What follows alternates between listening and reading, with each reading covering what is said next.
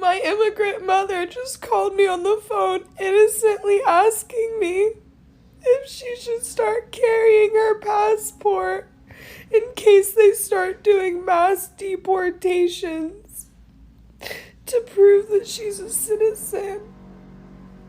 She deleted the video. Don't worry, I've got it. I'm going to show it to you.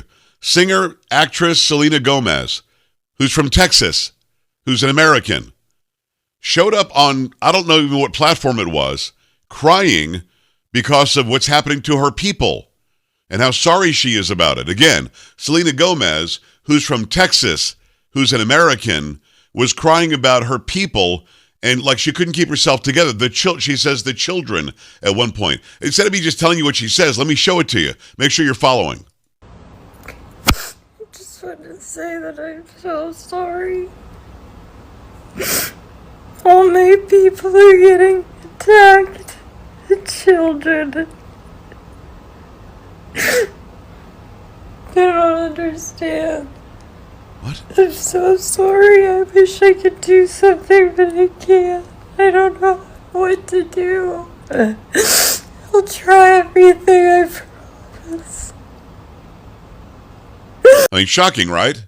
I don't know what she's talking about. The only thing ICE has done in the last 5 or 6 days since the new administration took over is go after bad guys, criminals, gang members, people who are doing horrible things and who had deportation papers already or have committed so many crimes that we were trying to get them out of the country. They're being deported. Has nothing to do with deporting children or her people. Again, she's from Texas. She's an American. Having said all of that, let's really break this down. This is somebody my kids were fans of, watching her on Barney back in the day. Very talented young lady. But somebody got into her mind and made her believe that somebody is attacking people by ethnicity or something. And it's not happening. I'm going to pray for her. Now, keep in mind, she took this video down probably out of embarrassment, or maybe her management said, take it down. But we still have it, and I wanted you to see it. Make sure you share it. Make sure you comment. Make sure you... The new American dream is to leave. And I'm not just talking about living abroad and earning American dollars and taking advantage of the exchange rates. I'm just talking about living a life of dignity at this point. I mean, where else in the world is anyone paying this much for healthcare? Where else in the world is anyone eating wheat that they can't digest and it's wrecking their gut? Where else in the world do you live to work, not just work to live? Look, moving abroad isn't for everybody. I'm not forcing my ideas on anybody. But if you're someone like me who thinks that, you know what, I'd like to try living somewhere else, well, then yeah. Then you might like my content. And look, a lot of people in my comments come at me and they're like, well, just leave, or why do you hate America? I've never once bashed America, okay? I just ask questions and I say, hey, I've been somewhere else in the world where they do it this way. That might be a little bit better than the way we do it here. And if asking questions is wrong, well, I guess I am living in the wrong country. Nowhere is a utopia. And life can be a struggle everywhere. But it's at least worth trying and giving it a shot than just staying in the same place your entire life and never knowing. So white people have no idea what's actually going on in El Salvador, but all they hear is low crime and cheap cost of living and are saying dumb stuff like this. Listen. Is the new American dream in El Salvador and Latin America? Many people believe this so, as people have been migrating to El Salvador and the rest of Latin America to live better lives. Not only is the cost of living cheaper, but countries like El Salvador have adopted Bitcoin, freedom of speech, and have gotten rid of internet censorship. And if you look at America, the freedom of speech is gone. Everyone knows this. Social media, they manipulate the algorithms or they outright ban you as soon as it's something controversial. Also, the cost of living is going up every single day. Seriously, this guy's all getting like, hey, El Salvador is a new country that we can go gentrify. Not even caring that the president of El Salvador is an autocrat who is seizing control of the top courts and has called for a state of emergency where he has suspended constitutional rights, making it easier to put people in prison. And in the short time he's been in office, he's put 2% of the adult population behind bars. And even the people of El Salvador are saying that this might not be a permanent solution, that the current government has no plan for structural changes, and that the fertile soil that allowed gangs to spawn and take root in the underprivileged barrios of most of El Salvador are still there. Again, these white people don't give a fuck about what's actually happening in Latin America. They're just looking in Latin America to see which country is the safest for them and where they can get the most bang for their buck. Oh, and by the way, on top of cheaper cost of living, one of the biggest reasons white people are looking for somewhere to move that's in Latin America, it's because it's within the same time zone of their online job. Yeah, they're gentrifying our countries, raising prices, and pushing out the locals because they want to live in a place where they don't have to wake up too early for work. These 2023 colonizers, I swear. I don't know who's out here living the American dream, but I can tell you one person who isn't, and that's me. I have 4 kids, and I'm working 3 jobs, and I'm still struggling. I have my full-time job. I'm a 911 dispatcher. My other 2 jobs, a waitress. The American dream should not be this hard. I should not have to be working my life away, being away from my kids. You know, sometimes I have to pick. Am I going to pay my electric bill or am I going to buy groceries? Because my kids need to eat.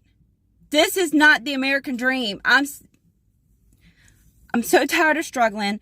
You know, so many people are going to work, working multiple jobs just to pay for a house to sleep in, just to put their head down at night. This is not the American dream, not my American dream. That's why I started posting here on TikTok. So hopefully I can slow down some so I can spend time with my kids. Life shouldn't be this hard. I know one person that's making 6 figures and they're still struggling. The Black community has long suffered under the weight of systemic racism and discrimination. As white people, it is our responsibility to use our privilege to support and uplift the Black community. Here are a few ways that we can be better allies. Listen and learn. We need to listen to Black voices and experiences without interrupting or dismissing them. We should educate ourselves on the history of systemic racism and the ways that it continues to impact the Black community today. We should seek out resources, books, and documentaries that help us understand the issues. Next, speak up. We should use our privilege to speak up against racism and discrimination. We should challenge racist comments and behaviors, even if it's uncomfortable. Silence that which perpetuates racism. We should support Black-owned businesses in our communities. We should advocate for policies that support economic justice and equity. Donate to Black-led organizations. Financially support Black-led organizations that are working to address systemic racism and inequality. It can be done through regular contributions or contributing to certain campaigns and initiatives. We should also use our platforms for good as white people. We have access to platforms and audiences that the Black community may not have. We should use our platforms to amplify Black voices and perspectives. Raise awareness about issues affecting the... You may think that this is something which is normal, but it's not something which is normal because just imagine people ditching the country, their dreamland, the country of which they grew up knowing that this is the country of their dreamland, ditching the country, the wealthiest country in the world, and start to go and going to another place, to the Black nations, to go and start life fresh. They're ditching everything that they have invested, that they built over decades. Their forefathers built all this that they are living in America and go back to Africa, to diaspora, to Caribbean and other Black nations. This is not an easy task, but because this is the only way they feel like it's going to help them. That's why they have said that this is the year of return. It is the time of return or never. So the Black Americans are making the bold move. At this time, when you go to the data and analysis, so we have a recorded number of 300,000 African Americans who have ditched America and have located back to African countries. And this has happened because the people have been oppressed. The Black Americans are tired. And they are only doing this. They are only looking for the happiest moment. They're only looking for their happiness, for their freedom. And this is what they are doing. So systematic racism continues to affect jobs, housing, education, and policing. Systematic racism, because today we have many African or many white Americans who are coming out to speak about the forgiveness, and they are so guilty of how they have been treating the black people and everything that has been going on in America between the two races. But let me tell you something. Today, I always say that even if today the black Americans decides that it's okay, let's assume like nothing happened and we forgive each other and maybe make life move on. That it's very hard, because everything that is happening here, like racial discrimination and everything, it is not happening because these people are being forced to, but this is a systematic action. This is something that was already fed in the system, and it is following the people that are concerned. They cannot skip this. The whites cannot skip this. They will continue doing this even if after they know the truth and they don't want to, but they have to do this because that is how they were raised. That is how they were told. That is how they know about dealing with the black people. So today, economic inequality means the racial wealth gap is still as wide as it was in the 1960s. Economic inequality. We've seen many times when the whites were coming out to boycott the black businesses, to boycott the black people jobs, to boycott everything. And they, even after segregation, they have been coming out immediately. Anytime the black comes out to demand their freedom or to speak out their voices, or to seems like they're looking for justice, they are looking for the equalities, the whites have been coming out to accuse them, to condemn them, and they have been ending up boycotting everything for the blacks.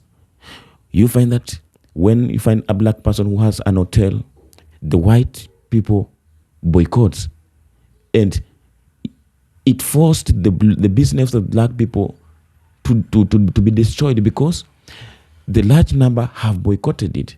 And this means that this business cannot continue. So this has been one of the facts in this systematic racism. So whereby you find it's very hard for the people to control themselves and avoid these issues. But because it is the system boycotting this.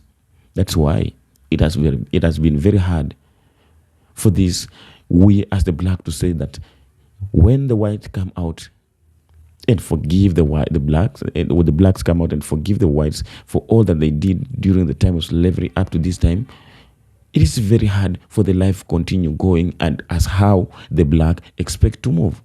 So at this time, we have received many African Americans in Caribbean, in Ghana, and most of them have been given official identity of these countries.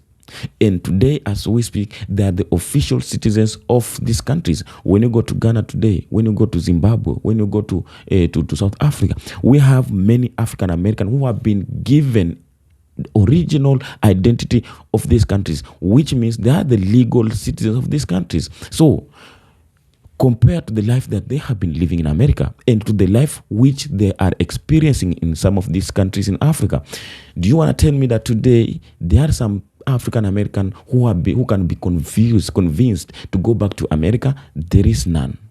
I've come across several videos where there was white people, the Americans, who have been living in Africa for so long, and if you ask them if they can accept to go back to America, they will tell you that even if they are being paid to go back to America, they cannot go because they have found a certain life, a certain way of life in Africa, which they have never experienced in entire life. For the entire life they have lived in America. America, whether you are a white or you are a black, life always hits hard. It hits most. And the white have been always being silent, always accusing and fighting against the blacks because most of things have been working, have been going softly to their sides. Because the system has been fair to their side. And the government has been always coming to defend them for even the mistake that they commit, and put all the accusation to another race, the people of the color. So this has been the major reason as to why the blacks has come to the point where they feel like they're so tired, they have no any other option but just to do as how the system has been asking them to do. Go back to your country, go back to where you belong. And that's how they decide to come out with this bold decision that it's now or never. These people have been asking us to do this. Now it is the time we have to make our own decision, which we feel that like it is going to help us. So Africa is rising. Africa is rising, and Africa is rising as a new promise. Africa isn't the same as it was portrayed decades ago. Africa isn't the same as it was portrayed decades ago. Many African nations are growing rapidly. Booming economic. Ghana, Kenya, Nigeria, Rwanda, and many other countries. When you go today in these countries, the best development that are being seen in these countries, most of the African Americans who are coming back to Africa, there is this narrative that was created by the colonizers during the time of slavery. They play the major part to make sure that they don't allow the African Americans to reunite with the Africans with the black people in Africa. Because they feared this. They feared that if these people can come together one day and know the truth, they come to the point where they can unite, then it means that they are going to boom. They are going to come up with the great things which automatically will affect the white people, which automatically will affect the America, will affect the economy of America. And that's why always, every time they have been making sure that they put some accusations, some allegation there. They put they speak negativity towards African, the black people in Africa. They have been calling African names, the poorest situation, the poorest continent, the instability, the security instabilities, political issues.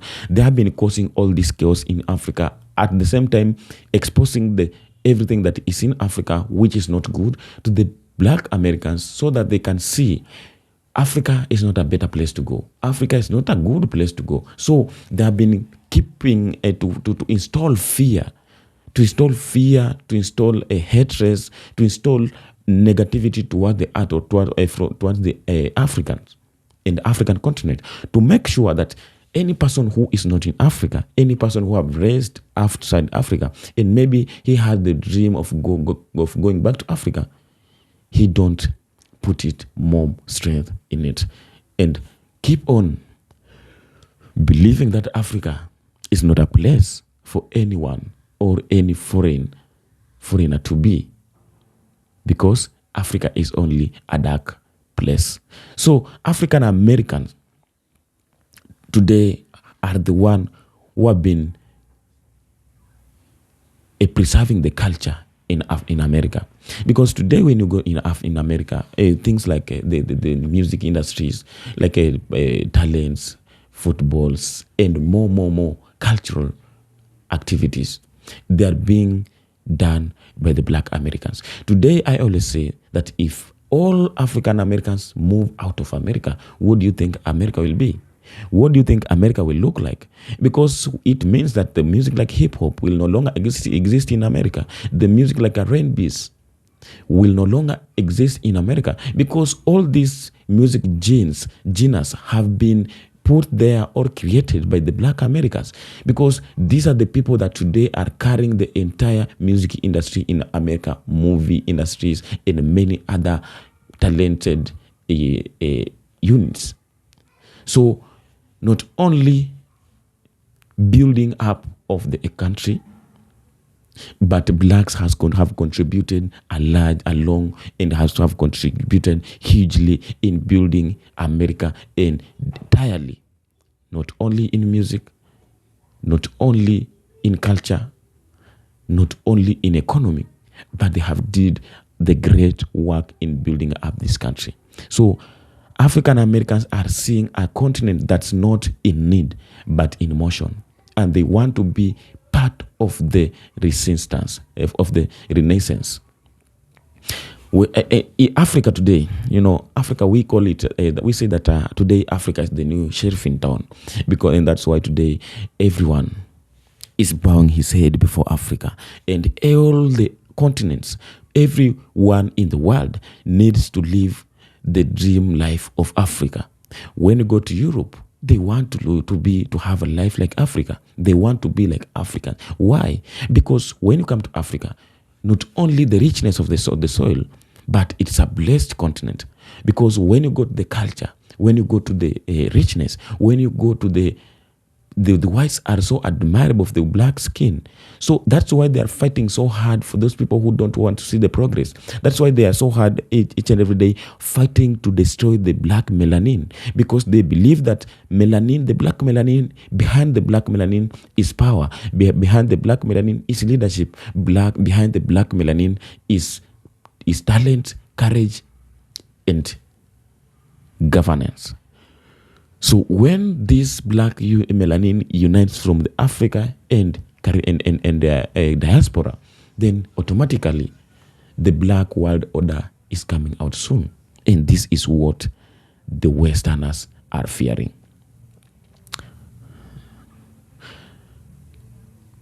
In America, many black entrepreneurs face barriers to funding or growth, but in Africa, land and property can be more affordable. Governments are inviting the diaspora with the tax breaks, citizenship programs, and dual nationality like Ghana Years of Return or Sierra Leone's heritage citizenship. Their sense of ownership building from the ground up rather than fighting for it. You've not just chasing profit, but purpose to build something for their people, not just for survival. So, like today, when you go in America, you find that some people are paying like $2,000 for house rent just in a month. But when you come here in Africa, do you know that $2,000 can get you a piece of land? Not just a piece of land, but a large piece of land, which you can build, invest, and put more of your assets there. So in Africa, first of all, the government of Africa are inviting the black Americans in large number with a tax break. You are welcomed here, because we believe in one thing, that if this large number of people come back in Africa, they are not coming just to sit. They are coming to invest. They are coming to build. They are coming to inherit and to bring more opportunities and more chances that is not here. They are coming to bring back new ideas. They are coming to reunite. And when they come, they build, they invest, automatically the economy of the country is going to be boosted. We are going to have new ideas, new cultures, and new business ideas. So this is not only going to benefit the people who are coming or who are concerned, but both parties are going to benefit from this. And that's why you see even some of the governments in Africa are willingly giving out the citizenship to the African Americans who are coming back here in Africa, because they believe in this and they know that there is a benefit from this. So this is not only being done but there is a lot. The people of Africa are seeing future generation. They are seeing future, not just today, but we are seeing and thinking of how tomorrow will come. In many African countries, African Americans feel a deep longing for identity, for knowing who they are beyond slavery, beyond America's racial definition. Returning to Africa offers a spiritual homecoming, walking on ancestral soil. That's where we saw many African Americans, when they reach in Africa, the first thing they do is to touch the African soil. They kneel on the African ground. Today, maybe there are some people whom you find yourself that you are born and you don't know even your parents. You don't know where you came from. And you find that you are just raised with a single mother, but you don't know where your parent is, your father is. And it comes a day you go, and even if it comes like, and your son or your child, your daughter, of the daughter or the son from a generation, go back to where his bloodline is, there must be a feeling. And that's why you see, when these people are coming here in Africa, the first thing they are doing after they have landed from the planes, they are kneeling down, they are touching the African soil, because they believe that this is the way they have now reconnected with their DNA, with their ancestral spirits. They are reconnecting their spiritual spirits with their ancestors. This is a great and deep feeling that anyone can have. So, a chance to learn traditional wisdom, languages, and values, healing from centuries of disconnection, centuries and centuries, decades and decades of disconnection. That's not an easy task. So, African Americans are ditching the American dream because of many things, due to many reasons. Despite being oppressed, they are doing this just for many reasons. Don't forget that the prophecy is also here. Their forefathers, before they died, they predicted some things, some words, and they believed in their words, that it will come a day, something like this will happen. So I will not take much of your time. Just tell me to have the comment section, because for many African Americans, the question has shifted from how do I make it in America to why should I keep trying to make it in a place that was never built for me, when I can help rebuild the place that built me. That is the question. How do I make it in America? Two. That was the question. And now the question is, why should I keep trying to make it in a place that was never built for me, when I can help rebuild the place that built me? The African dream may be fading, but the African dream is just the beginning. Until next episode, we come and do the same. Thank you very much, and be blessed. And be blessed wherever you're watching from. I appreciate your support for being here each and every day as we do this always. And let's meet on the next episode.